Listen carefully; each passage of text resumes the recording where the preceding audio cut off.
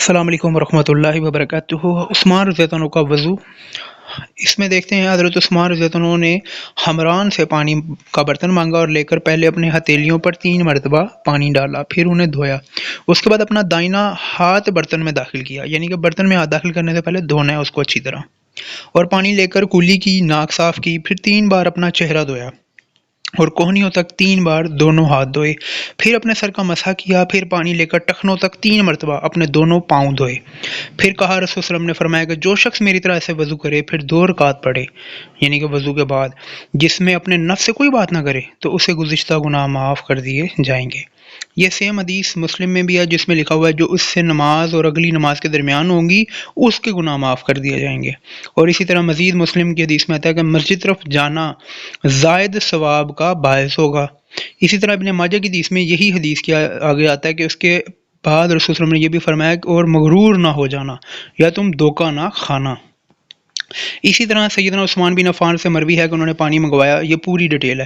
وضو کیا، کولی کی، ناک میں پانی چڑھایا، پھر 3 بار چہرہ دھویا، 3 دفعہ بازو دھوئے، اور پھر اپنے سر اور پاؤں کی ظاہری حصے کو مسح کیا، پھر ہنس پڑے اور اپنے ساتھیوں سے کہا، کیا تم مجھ سے اس چیز کے بارے میں سوال نہیں کرو گے جس نے مجھے ہنسایا؟ لوگوں نے کہا، امیر المومنین آپ کیوں ہنسے؟